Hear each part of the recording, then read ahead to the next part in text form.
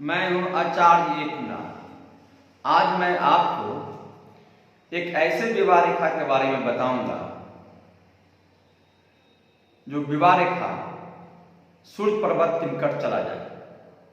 ऐसे विवाह रेखा के बारे में बताऊंगा मैं आज जो विवाह होने के बाद जातक धनवान हो जाता है, जातक सब चीज से परिपूर्ण हो जाता है, शानदार विवाह होता है।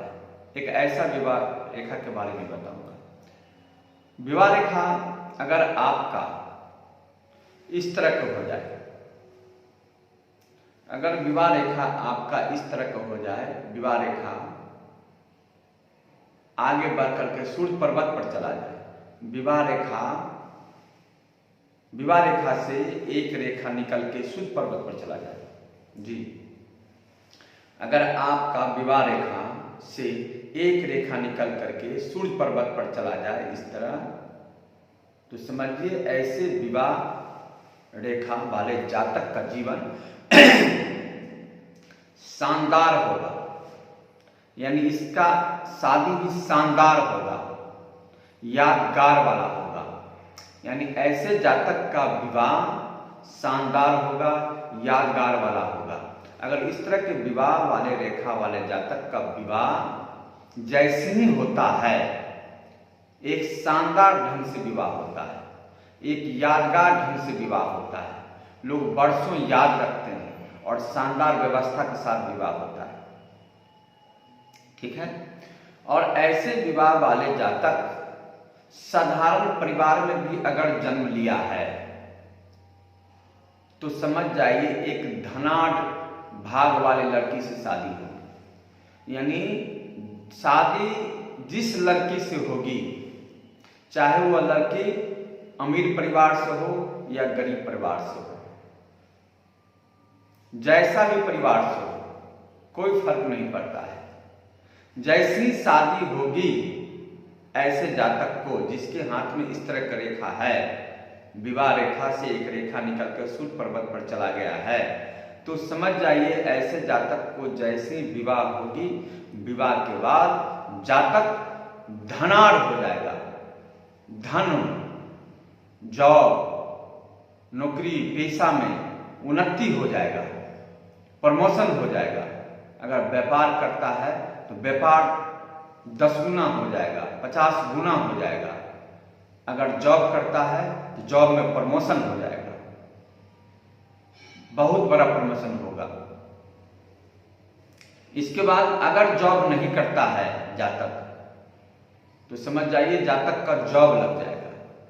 व्यापार नहीं करता है जातक, तो समझ जाइए उस जातक का व्यापार हो जाएगा, बहुत बड़ा व्यापार हो जाएगा। जिस व्यक्ति के हाथ में इस तरह विवाह रेखा हो, सूर्य पर्वत के निकट विवाह रेखा पहुंच जाए, यानी विवाह रेखा से एक रेखा निकल करके सूर्य पर्वत पर पहुंच जाए, अनामिका उंगली को टच करने लगे, सूर्य पर्वत पर जाकर के सूर्य रेखा को टच करने लगे, सूर्य पर्वत पर जाकर के उससे संबंध बना ले, समझ जाइए ऐसे जातक के जीवन में जैसे विवाह होगा, आदमी हवा की तरह, तेजी की तरह, हवा तेज तरह ऊपर बढ़ जाएगा। चाहे वो जितना साधारण परिवार से होगा, गरीब क्यों ना हो, वह अमीर हो जाएगा, वह पैसा वाला हो जाएगा, धन वाला हो जाएगा, जॉब वाला हो जाएगा, यानी सभी प्रकार का मनोकामना पूर्ण हो जाएगा। जब ही विवाह रेखा ऐसे जातक के हाथ में है तो समझ जाइए ऐसे जातक का विवाह बड़ा ही सुखमय होगा, बड़ा ही शानदार होगा, बड़ा ही यादगार करने वाला होगा। आपस में भी एक दूसरे को इतना प्रेम दिखाई देगा, इतना प्रेम होगा,